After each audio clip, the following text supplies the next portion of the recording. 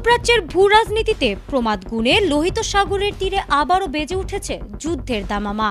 রোববার ভোরে সৌদি আরবের জিজান অঞ্চলে অবস্থিত রাষ্ট্রীয় জ্বালানি জায়ান্ট সৌদি আরামকোর একটি তেল শোধনাগারে নতুন করে ড্রোন হামলার ঘটনা ঘটেছে। ইরান সমর্থিত সশস্ত্র বিদ্রোহীরা এই দুঃসাহসিক হামলার দায় স্বীকার করলেও রিয়াদ প্রশাসন সরাসরি তা এড়িয়ে গেছে। তবে প্রশ্ন উঠেছে, বারবার সৌদির অর্থনৈতিক হৃৎপিণ্ডে ইরান সমর্থিত গোষ্ঠীর এই নিখুঁত আঘাত কি মধ্যপ্রাচ্যে নতুন কোনো সংঘাতের সূত্রপাত করতে যাচ্ছে? দৈনিক 4 লাখ ব্যারেল উৎপাদন ক্ষমতা সম্পন্ন জিজান শোধনাগারে এই হামলা চালানো হয়েছে বলে নিশ্চিত করেছেন ইরান সমর্থিত গোষ্ঠীর সামরিক মুখপাত্র ব্রিগেডিয়ার জেনারেল ইয়াহিয়া সারি। তিনি এক বিবৃতিতে জানান, একটি আত্মঘাতী ড্রোন দিয়ে নিখুঁতভাবে স্থাপনাটিকে লক্ষ্যবস্তু করা হয়।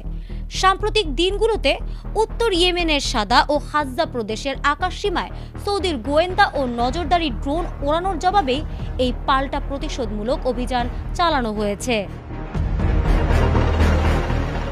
অন্যদিকে সৌদি জ্বালানি মন্ত্রণালয় শোধনাগারে অগ্নিকাণ্ডের খবর নিশ্চিত করে জানিয়েছে, তাদের জরুরি উদ্ধারকারী দল দ্রুততম সময়ে আগুন নিয়ন্ত্রণে এনেছে। তবে এটি ইরান সমর্থিত গোষ্ঠীর ড্রোন হামলা কিনা সে বিষয়ে তারা সম্পূর্ণ নীরবতা বজায় রেখেছে।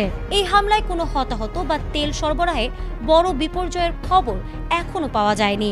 উল্লেখযোগ্য, এর আগেও গত জুলাই মাসে একই ধরনের হামলায় শোধনাগারটি সাময়িকভাবে বন্ধ করতে হয়েছিল। বারবার আরামকোর মতো সংবেদনশীল স্থাপনায় এমন হামলা আন্তর্জাতিক জ্বালানি বাজারে বড় ধরনের অস্থিতিশীলতা তৈরি করতে পারে বলে মনে করছেন আন্তর্জাতিক বিশ্লেষকরা।